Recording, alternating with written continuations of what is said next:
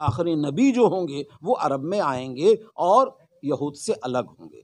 اصل جو ہے بہت ساری تاریخ حدیثوں میں بھی آیا کہ بہت سارے مقامات پر بڑے لوگوں سے پوچھا گیا کہ تم جان رہے ہو کہ نبی آخر الزماں برحق ہیں؟ بولے ہاں ہیں۔ تو کیا کرو گے؟ بولے زندگی بھر جب تک رہوں گا دشمنی۔ تو اصل میں یہ ایک بغض اور حسد کا معاملہ ہے کہ قوم بنی اسرائیل سے نبوت و رسالت ہٹ کر کے وہ کیا کہتے ہیں کہ آ گیا رسول پاک صلی اللہ علیہ وسلم کے پاس، حالانکہ انہیں ایسا نہیں کرنا چاہیے، اس لیے کہ اللہ نے فرمایا ذالک فضل اللہ یؤتیہ من یشاء، یہ اللہ کا فضل ہے جسے جو چاہے وہ عطا فرمائے، تو اس میں کوئی شکوہ کی بات نہیں۔ تو اصل جو ہے نا یہ بغض یہ جو ہے وہ سلسلہ یہی قائم ہے۔ یہی وجہ ہے کہ قرآن نے فرمایا ہے کہ کیا کہتے ہیں کہ وہ تمہارے دوست نہیں ہو سکتے۔ کیوں؟ اس لیے کہ وہ بغض و حسد سے ہٹ نکلنا نہیں چاہتے۔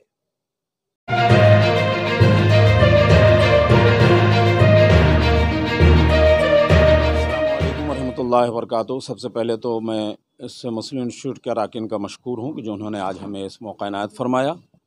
اللہ تبارک و تعالی ہمیں اور آپ کو دارین کی سعادتوں سے مالا مال فرمائے۔ ہمارا پیغام عالم اسلام کے مسلمانوں کے لیے خاص کر آج یہی ہے، اور آج اپنے تقریر کے حوالے سے بھی، کہ عالم اسلام کے مسلمانوں کو ضرورت ہے کہ وہ زیادہ سے زیادہ علم کی طرف توجہ دیں۔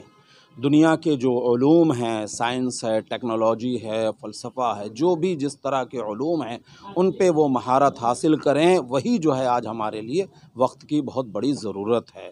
آج ہمیں ضرورت ہے لائر کی، آج ہمیں ضرورت ہے بڑے بڑے افسروں کی، ہر موڑ پہ ہمیں ضرورت ہے کہ علم کے ذریعے سے ہم اپنی قوم کو اور اپنے وطن عزیز ہندوستان کو آگے بڑھانے کی کوشش کریں اور علم کے ذریعے سب کی خدمت کر سکیں۔ یہی جو ہمارے ضرورت ہے، اور ساتھ ساتھ اس کے ساتھ خصوصی توجہ دیں۔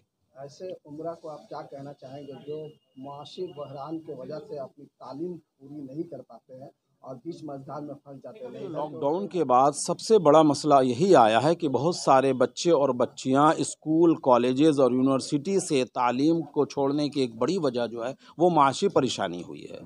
تو لہٰذا اس کا سب سے بڑا اہم مسئلہ یہی ہے کہ زیادہ سے زیادہ جو ہے ہمارے عمرہ خاص کر کے اس پر توجہ دیں، اور جو بالکل تعلیم چھوڑ چکے ہیں زیادہ سے زیادہ ان کی طرف توجہ دے کر کے ان کے خرچ کو پورا کیا جائے اور ان کی ذمہ داری کو لیا جائے۔ اور اس سلسلے میں بہت سارے ادارے کام کر بھی رہے ہیں، ایسی بات نہیں، وہاں تک لوگوں کو پہنچنے کی بھی ضرورت ہے۔ اور یہاں پر ایک بات اور میں کہوں گا کہ جو پڑھنا بچہ چاہے گا اس کے لیے دروازے کھلے ہیں، بہت سارے اسباب مہیا ہو جاتے ہیں۔ آج ضرورت ہے کہ وہ خود بڑھ کر کے آگے آئیں۔ عمرہ بھی بڑھیں گے، لیکن سب سے پہلے بڑا مسئلہ یہاں پر یہ ہے کہ بچے جو پڑھنا چاہتے ہیں جس طرح کے پریشانی میں، وہ آگے بڑھ کر کے آئیں کہ ہم پڑھنا چاہتے ہیں۔ تو میں سمجھتا ہوں ہمارے قوم میں لوگوں کو اٹھانے والے موجود ہیں اور کریں گے۔ سر، قرآن کی روشنی میں قوم یہود اور نصارہ کے بارے میں اگر کچھ بتائیں کہ آج جتنی بھی پریشانی ہو رہی ہے قوم یہود سے ہو رہی ہے، اور شاید قرآن بتاتا ہے کہ ان سے تم ہوشیار رہو۔ یہود قوم جو ہے اس سے ہوشیار رہنا چاہیے۔ اچھا، اس کا سب سے اصل مقصد جو ہم بتا دیں، اصل میں کبھی کبھی ہوتی ہے نا کہ کسی کی آپ کتنوں کوشش کر لیں، کتنی محنت کر لیں، اس کا بغض اور حسد جو ہے وہ ختم نہیں ہوتا۔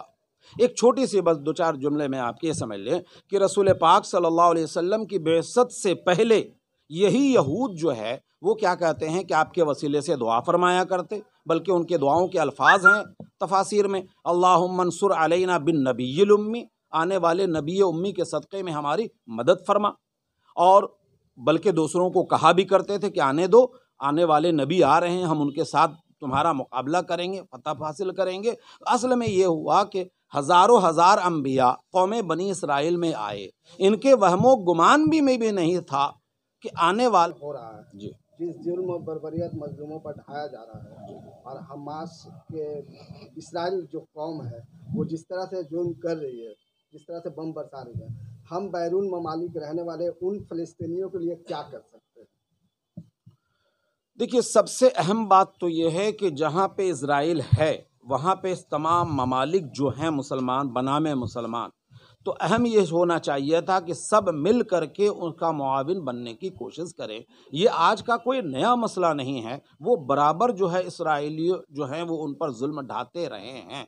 جو 100% کی زمین تھی وہ زمین سمجھ لیجئے کہ آج کیا کہتے ہیں بمشکل 20% کی زمین رہ گئی ہوگی فلسطینیوں کی.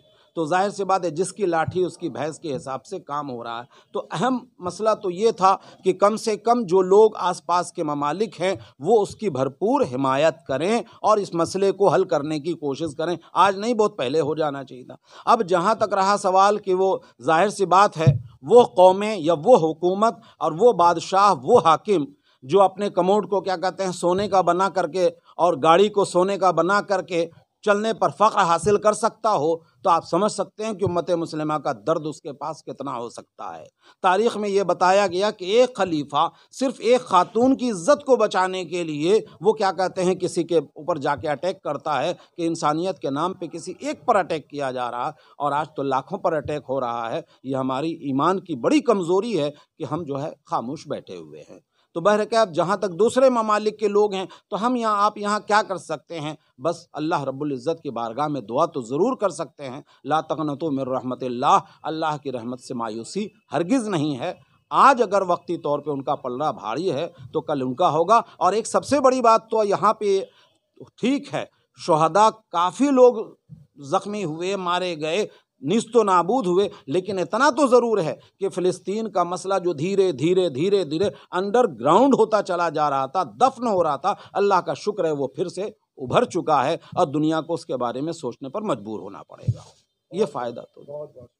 آج جشن عید میلاد النبی کے موقع پر آپ کیا کہنا چاہیں گے؟ دیکھیے مسلم انسٹیٹیوٹ کا یہ روایتی پروگرام ہے ذکر شہادت اور میلاد النبی کے معاملے میں. تو ایسے سوشل سیکریٹری میں اور ہمارے چیئرمین نظر الاسلام صاحب دونوں تشریف فرما ہے، حضرت بھی ہیں. تو ہر سال کی طرح اس سال بھی الحمدللہ یہ پروگرام کیا گیا ہے. اللہ کا شکر ہے کہ اس پروگرام کو انجام دیا گیا. تعلیمی لحاظ سے مسلم انسٹیٹیوٹ جو بچوں کے لیے کر رہی ہے اس میں آپ کو اور کیا خدمت کیا جائے کہ بچے تعلیم سے جڑے؟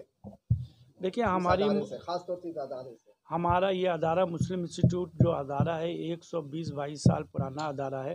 الحمدللہ ابھی جو ہم لوگوں کی نئی کمیٹی آئی ہے اور جو کمیٹی ہیں ابھی موجودہ وہ تعلیم کے معیار کو لے کے بہت اوپر چل رہے ہیں. کوچنگ وغیرہ گورنمنٹی سروس کے حساب سے WBS آفیسر کے حساب سے تمام تعلیمیں ہم لوگ یہاں پہ پرووائڈ کرا رہے ہیں. جو کوچنگ ہے، لائبریری ہے، کمپیوٹر ہے، یہ جو ضرورت کی چیزیں ہیں تمام چیز ہمارے مسلم انسٹیٹیوٹ میں موجود ہے. الحمدللہ جو ٹیچریں بھی آ رہے ہیں وہ بھی بہت قابل تعریف ہے اور ان لوگ بہت زیادہ محنت کر کے بچوں کو کمپٹیشن کی تیاری کرا رہے ہیں الحمدللہ. تعلیم کے حوالے سے بولیں گے سر، پورے ملک میں آج ہمارے معاشرے میں جس طرح سے بچے پیچھے ہیں، کیا ایسا کیا جائے، کیا لاہ عمل تیار کیا جائے کہ وہ بچے جو ہے علم کی دنیا میں آگے بڑھیں اور ملک کی خدمت کریں؟ دیکھیے علم کی دنیا میں آگے آنے سے سب سے ہم لوگوں کو ضرورت ہے یونٹی. ہم لوگ آپس میں جو یونٹی بہت کمزور ہے. ہم لوگ آپس میں یونٹی اگر انشاءاللہ پورا دنیا میں پھیل جائے تو ہم لوگ علم میں ایسے ہی آگے بڑھ جائے گا. ہم لوگ کا سب سے کمزوری حالت ہے ایک دوسرے سے تناؤ. جو ہم لوگ آپس میں ایک میں کبھی بھی نہیں یونٹی نہیں ہو سک رہے. یہ جب تک ہم لوگ یونٹی نہیں ہوں گے میرا خیال سے تعلیم آگے بڑھنا بہت مشکل بات ہے.